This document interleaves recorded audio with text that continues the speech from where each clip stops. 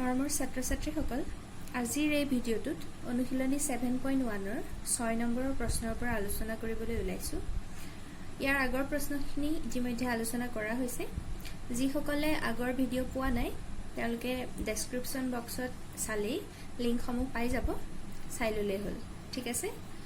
এতিয়া 6 নম্বৰ প্ৰশ্নত কৈছে চিত্ৰ 7.21ত AC = AE। কাষতে আছে চিত্ৰটো। AC বাহুটো আৰু AE বাহু, এই দুটা বাহু সমান বুলি আমাক কৈ দিছে। ঠিক একেদৰে AB = AD, AB আৰু AD এই দুটা বাহু সমান দি দিছে। একে বুজাবলৈ সেম সিম্বল ইউজ কৰিছে, একে সিম্বল ব্যৱহাৰ কৰিছে। আৰু এংগল BAD, তাৰমানে এই কোণটো BAD এইটো কোণ, আৰু এংগল EAC এইফালৰ কোণটো, এই দুটা কোণ সমান বুলি কৈ দিছে। দেখুৱাবলৈ লাগে BC = DE, BC তাৰমানে ইয়াৰ পৰা একদম ইয়ালৈকে এই BC আৰু এডাল DE এই দুটা বাহু সমান বুলি আমাক দেখুৱাব লাগে। এতিয়া যদি ভালকৈ মন কৰা যায়, এই BC বাহুটো ABC ত্ৰিভুজটোত আছে, ধৰিব পাৰিছেনে বাৰু? ABC ত্ৰিভুজটোত এই BC বাহুটো আছে। ঠিক একেদৰে এই DE বাহুটো আছে ADE এই ত্ৰিভুজটোত। তো কেনেবাকৈ যদি আমি ত্ৰিভুজ দুটা সৰ্বসম বুলি দেখুৱাব পাৰোঁ তেতিয়াহ'লে আমাৰ প্ৰমাণ কৰিবলৈ সুবিধা হ'ব। এতিয়া চিত্ৰটোত ত্ৰিভুজকেইটা মই অকণমান ভালকৈ দেখুৱাবলৈ যত্ন কৰিছোঁ। এটা চোৱা, ডাবল লাইন কৰি দিছোঁ, এইটো ত্ৰিভুজ ABC। ঠিক আছে, আৰু এটা ত্ৰিভুজ যিটো ডটেড লাইন দিয়া আছে সেইটো হ'ল ত্ৰিভুজ ADE, এই দুটা ত্ৰিভুজ। ঠিক আছে, এতিয়া আমি সেই দুটা ত্ৰিভুজ যদি সৰ্বসম বুলি দেখুৱাব পাৰোঁ তেতিয়াহ'লে BC আৰু DE সমান অট'মেটিকেলি হৈ যাব, কাৰণ সৰ্বসম ত্ৰিভুজৰ অনুৰূপ বাহুবোৰ সমান হয়। এতিয়া ত্ৰিভুজ ABC আৰু ADEৰ পৰা আমি কি পাম? এই যিটো AB বাহুটো, এইটো ABC ত্ৰিভুজৰ অংশ, এইটো বাহু এডাল চিম্বল দিয়া আছে। আৰু ঠিক ADE ত্ৰিভুজটোতো এই AD বাহুটো আছে, আৰু এই দুটা বাহু সমান বুলি আমাক কৈ দিছিলে নহয়। তো AB = AD তো আমাক দিয়াই আছে। ঠিক একেদৰে ABC ত্ৰিভুজৰ AC বাহু আৰু ADE ত্ৰিভুজৰ AE বাহু এইটো সমান বুলি আমাক কৈ দিছে। তো এই দুইটাই আমাক দিয়া আছে।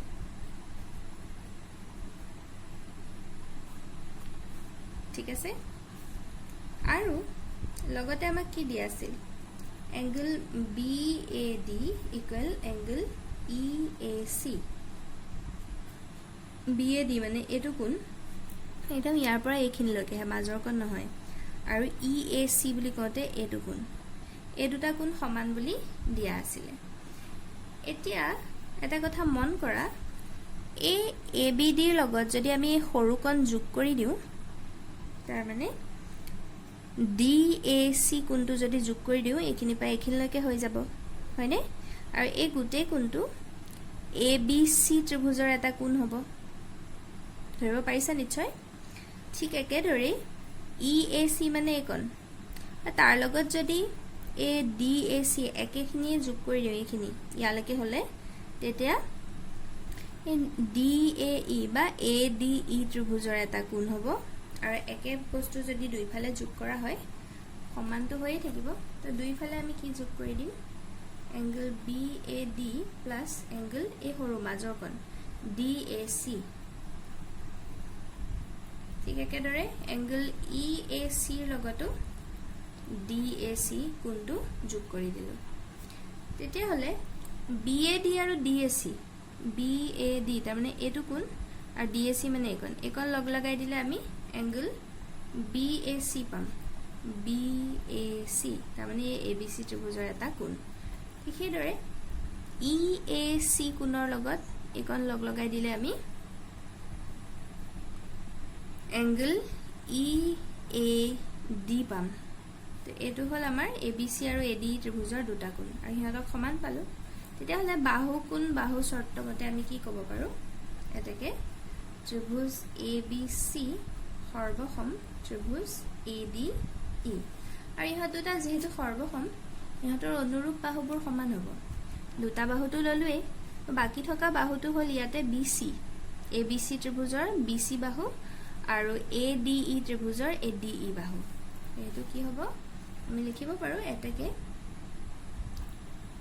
BC equal to DE by CPCT সৰ্বসম ত্ৰিভুজৰ অনুৰূপ বাহু ঠিক আছে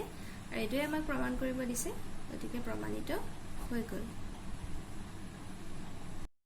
তাৰ পিছত 7 নম্বৰ প্ৰশ্নত কৈছে AB এডাল ৰেখাখণ্ড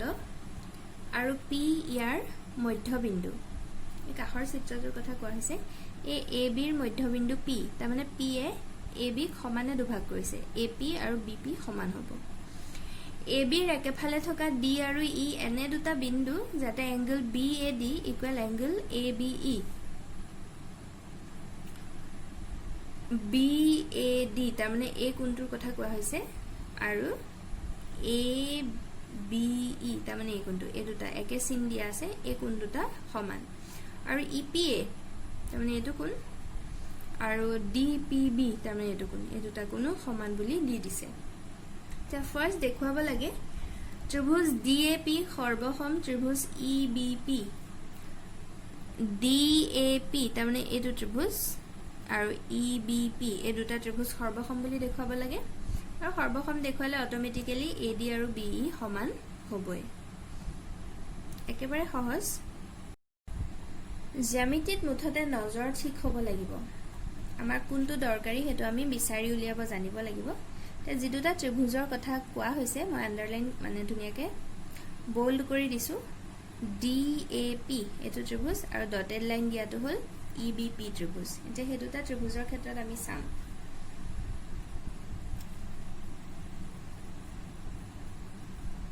এতিয়া প্ৰথমতে আমাক কি কৈছিলে যেহেতু P AB ৰ মধ্যবিন্দু P বিন্দুটো আমাৰ AB ৰ মধ্যবিন্দু বুলি কৈ দিছে তাৰ মানে P এ AB ক সমানে দুভাগ কৰিছে এটাকে কি হ'ব AP ইকুৱেল BP হ'ব এটো দি দিলো নাম্বাৰ 1 ঠিক আছে এতিয়া আমি কি কৰিম এক নম্বৰটোৰ কাৰণে ত্ৰিভুজ DAP আৰু ত্ৰিভুজ EBP আমাক যে দুটা ত্ৰিভুজ প্ৰমাণ কৰিবলৈ দিছে হে দুটা ত্ৰিভুজ লৈ ললো DAP এ মোটা কৰি দিয়া ত্ৰিভুজটো আৰু EBP তাৰ মানে ডটেড লাইন দিয়া ত্ৰিভুজটো ধৰিব পাৰিছে নিশ্চয় তে ইহঁত দুটা ত্ৰিভুজৰ এতিয়া কি হ'ব AP ইকুৱেল BP AP ডাল প্ৰথম ত্ৰিভুজটোৰ অংশ BP টো হ'ল সেকেন্ড ত্ৰিভুজটোৰ অংশ এটা আমি কিহৰ পৰা পালো 1 ৰ পৰা হয়নে তাৰপিছত আমাকটো এই দুটা কোণ সমান বুলি কৈ দিছে খালি এতিয়া লিখোতে আমি কি লিখিম যেহেতু এই ত্ৰিভুজটোৰ অংশ এনে প্ৰশ্নত দিয়া আছিল BAD এংগলটো এংগল ABE ৰ সৈতে সমান এটো আমাক দিয়া আছিল কিন্তু আমি যেহেতু BAD বুলি কতে এই কোণটো আমাৰ ইয়ালৈকে বহাই লৈছে কিন্তু আমাকটো যেটো ত্ৰিভুজ লৈছো DAP তো কোণটো এখিনতে শেষ হ'ব লাগিব তো আমি এটো কোন হলাই লিখো BAD ৰ জায়গাত আমি PAD কৰিলো প্ৰবলেম নাই PAD একেটা কোণকে বুজাই আছে ঠিক এইদৰে এংগল ABE ৰ জায়গাত আমি লিখিব পাৰো PBE ABE PBE একেটাই কোণ ঠিক আছে আৰু আমাৰ নেক্সট কন্ডিশনটো দিছিলে angle EPA equal angle DPB চিত্ৰত EPA তাৰ মানে এটো কোণ আৰু DPB তাৰ মানে এই দুটা কোণ সমান বুলি দি দিছিলে এতিয়া যদি মই EPA ৰ লগত এংগল EPD প্লাস কৰি দিও দুই ফালে প্লাস কৰিছো কিয় প্লাস কৰা হৈছে কিয় যোগ কৰা হৈছে গম পাবা বাৰু মই কি কৰি দিছো দুই ফালে EPD যোগ কৰি দিছো এতিয়া EPA মানে আছিল এটো কোন তাৰ লগত EPD তাৰ মানে এইকন যদি যোগ কৰি দিও এখিনি এ DAP ত্ৰিভুজৰ এটা কোণ হৈ গল আৰু এই কোণটোক আমি কি বুলি লিখিব পাৰো এংগল APD বুলি লিখিব পাৰো ঠিক সেইদৰে DPB আৰু EPD যদি যোগ কৰো DPB মানে হল এটো কোণ তাৰ লগত এইকন যোগ কৰি দিলে ইহিটো ত্ৰিভুজৰ এটা কোণ হৈ গল EBP ত্ৰিভুজৰ কোণ হৈ গল আৰু কোণটোৰ নাম কি এংগল BPE তোমালকে চিত্ৰটোৰ লগত ধুনিয়াকে মিলাই যাবা এটা কি দেখা গল দুটা কোণ আৰু এটা বাহু সমান গতিকে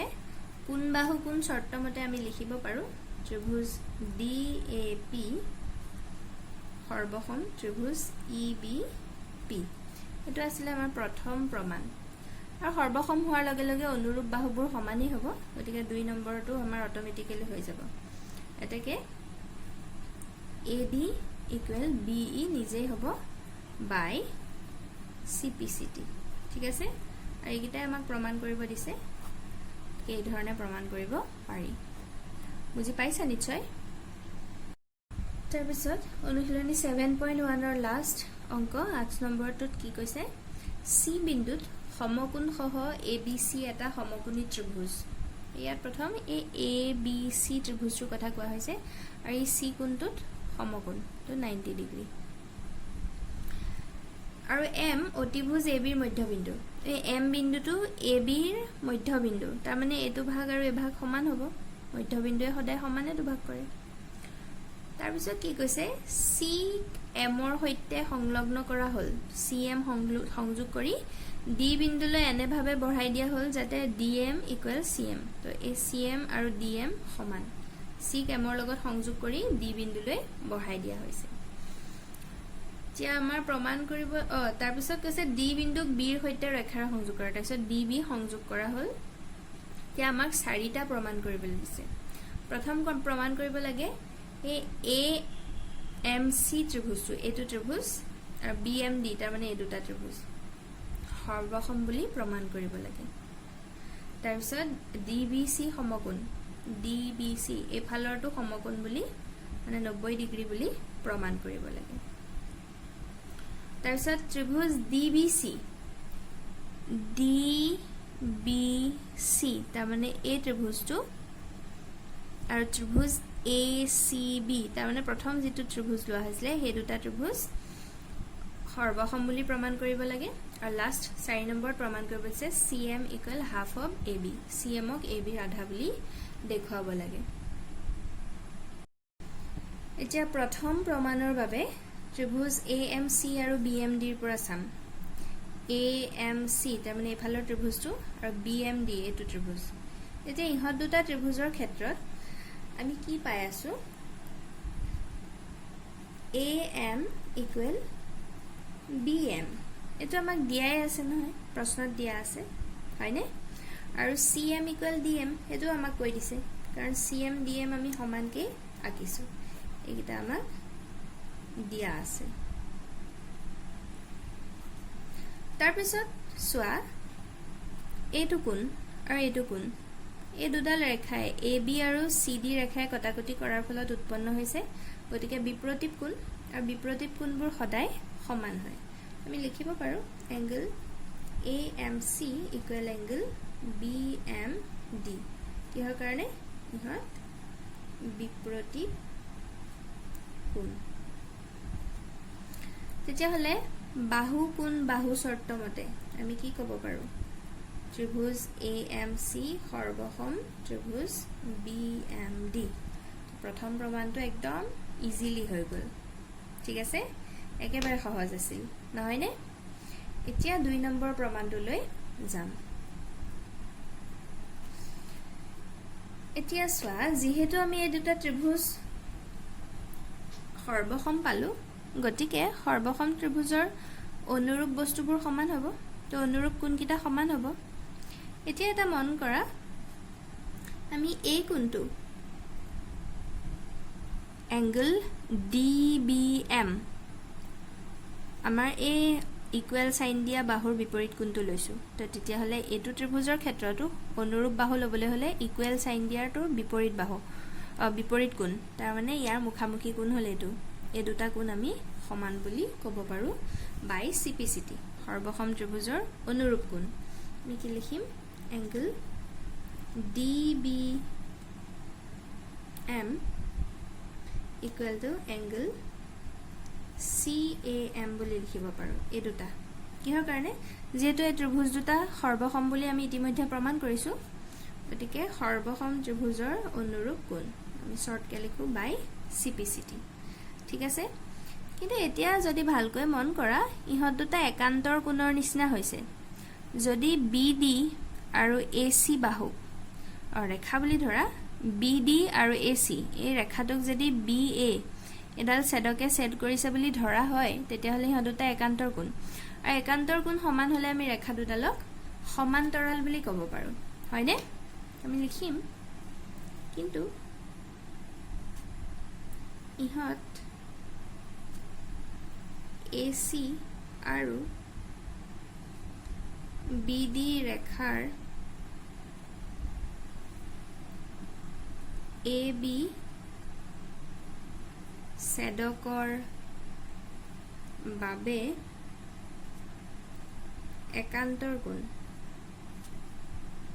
একান্তৰ কোণ দুটা যেহেতু সমান পাইছো গতিকে আমি কি ক'ব পাৰো এতেকে AC প্যাৰালেল BD তাৰমানে চিত্ৰটোলে মন কৰা AC বাহু আৰু BD বাহু এই ৰেখা দুডাল সমান্তৰাল হিচাপে পালো কাৰণ একান্তৰ কোণ কেটা যে সমান এতিয়া আমি সেকেন্ড প্ৰমাণটোৰ কাৰণে ভালকৈ আগবাঢ়িব পাৰিম এতিয়া নেক্সট মন কৰা এই দুডাল সমান্তৰাল হয়নে AC আৰু BD সমান্তৰাল পালো এই BC ডালটো ছেদক কাৰণ BC এও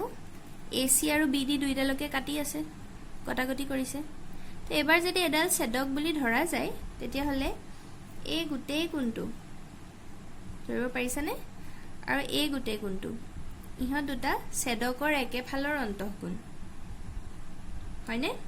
আৰু ছেদকৰ একেফালৰ অন্তঃকোণৰ যোগফল সদায় 180 ডিগ্ৰী হয় ঠিক আছে এটা আমি ইতিমধ্যে পাই আহিছো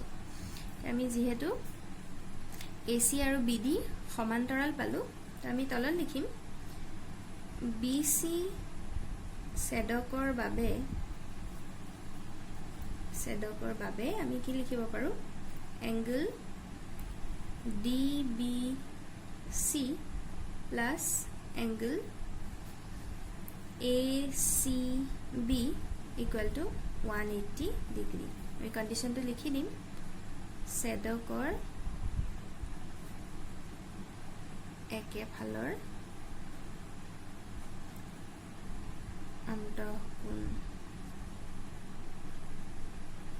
অন্তঃকোণৰ সমষ্টি সদায় 180 ডিগ্ৰী হয় এতিয়া আমাক প্ৰশ্নটোতে কৈ দিছিলে প্ৰথম যেতিয়া ABC ত্ৰিভুজৰ কথা কৈছিলে ABC এই C কোণটো সমকোণ বুলি আমাক কৈ দিছিলে নহয় তেতিয়া হলে সোৱা আমি DBC টো নাজানো কিন্তু যেটো ACB কোণ এটো 90 ডিগ্ৰী বুলি আমাক কৈয়ে দিছিলে কাৰণ C সমকোণ তাৰ মানে ACB সমকোণ 90 ডিগ্ৰী ইকুৱেল 180 ডিগ্ৰী তেতিয়া হলে angle DBC ইকুৱেল কিমান পাম 180 ডিগ্ৰী মাইনাস 90 ডিগ্ৰী তো হিফালে নিলে মাইনাস হৈ যাব তাৰ পৰা angle DBC ইকুৱেল কিমান পাম 90 ডিগ্ৰী তো এটোৱে আমাক প্ৰমাণ কৰিব দিছে সমকোণ বুলি হয়নে আমি কাহতে লিখি দিম সমকোণ তো এই ধৰণে আমি 2 নম্বৰটো প্ৰমাণ কৰা হল এতিয়া যাম 3 নম্বৰটো ফালে 3 নম্বৰত আমাক ত্ৰিভুজ কিটা দিছে DBC আৰু ত্ৰিভুজ ACB ইহত দুটা ত্ৰিভুজৰ ক্ষেত্ৰত আমি এতিয়া চাম তো মই ত্ৰিভুজ কিটা অকনমান হাইলাইট কৰি দিম DBC মানে এটো ত্ৰিভুজৰ কথা কোৱা হৈছে মানে হাইলাইট কৰি দিলে বুজি পাবলৈ সুবিধা হয় DBC অৰ্থাৎ এটো ত্ৰিভুজৰ কথা কোৱা হৈছে আৰু ACB তাৰ মানে এটো যেটো মই এটা ডটেড লাইন দিম।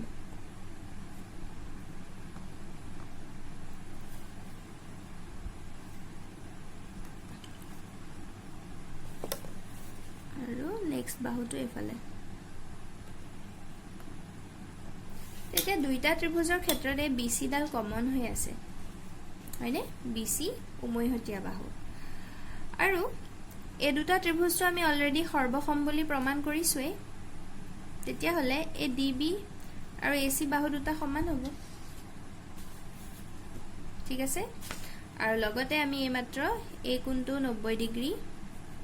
আৰু এই কোণটো 90 ডিগ্ৰী বুলি প্ৰমাণ কৰিছো তো হেকিটা কন্ডিশনে লিখিম এতিয়া এই দুটা ত্ৰিভুজৰ ক্ষেত্ৰত কি হয় AC equal to BD condition to লিখি দিম যেহেতু ত্ৰিভুজ AMC সৰ্বসম ত্ৰিভুজ BMD এই দুটা সৰ্বসম হোৱাৰ কাৰণে ইহত সমান সৰ্বসম ত্ৰিভুজৰ অনুৰূপ বাহু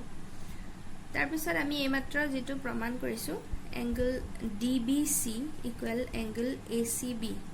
এই দুটা কিয় সমান কাৰণ দুইটাই 90 ডিগ্ৰী তাৰ উপৰি যেটো BC হল উমৈহতীয়া বাহু তাৰ মানে দুইটা ত্ৰিভুজতে আছে BC টো তেতিয়া হলে বাহু কোণ বাহু শৰ্তমতে আমি কি ক'ব পাৰো এতেকে ত্ৰিভুজ DBC সৰ্বসম ত্ৰিভুজ ACB এটো আমাক 3 নম্বৰতে প্ৰমাণ কৰিবলৈ দিছিলে ঠিক আছে তাৰ পিছত লাষ্ট আহিল 4 নম্বৰটো এতিয়া যেহেতু এই DBC আৰু ACB ত্ৰিভুজ দুটা সৰ্বসম বুলি পালো তেতিয়া হলে সোৱা চিত্ৰটোলে মন কৰা আমি কি পালো এই ডাবল কৰি দিয়া এটো ত্ৰিভুজ আৰু ডটেড লাইন দিয়া ত্ৰিভুজ হে দুটা সৰ্বসম বুলি পাইছো গতিকে এই DBC ত্ৰিভুজৰ এই CD বাহুটো আৰু ABC ত্ৰিভুজৰ এই AB বাহুটো দুইটাই অতিভুজ দুইটা ত্ৰিভুজৰ তো ইহাটো সমান হ'ব তো এটো লিখিব পাৰো আমি যেহেতু ইহত দুটা সৰ্বসম পালোৱে এটাকে আমি কি লিখিব পাৰো যে AB equal CD এটো কিহৰ কাৰণে বাই CPCD ঠিক আছে তাৰ পিছত আমি কি পাই আছিলো CM equal DM পাইছিলো হয়নে তো CD বাহুৰ জায়গাত আমি কি লিখি দিব পাৰো এফালৰটো AB এ ৰাখি দিলো CD বাহুৰ জায়গাত আমি লিখিব পাৰো CM plus DM চিত্ৰটো চালে হল এই CD বাহুটো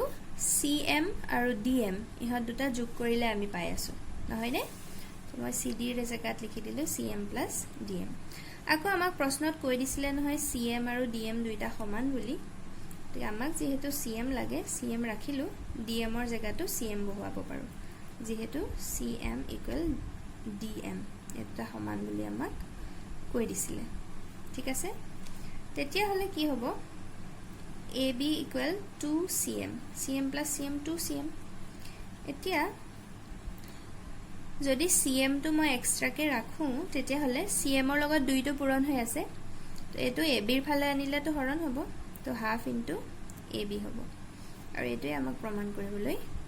দিছে এই ধৰণে আমি প্ৰমাণ কৰিব পাৰো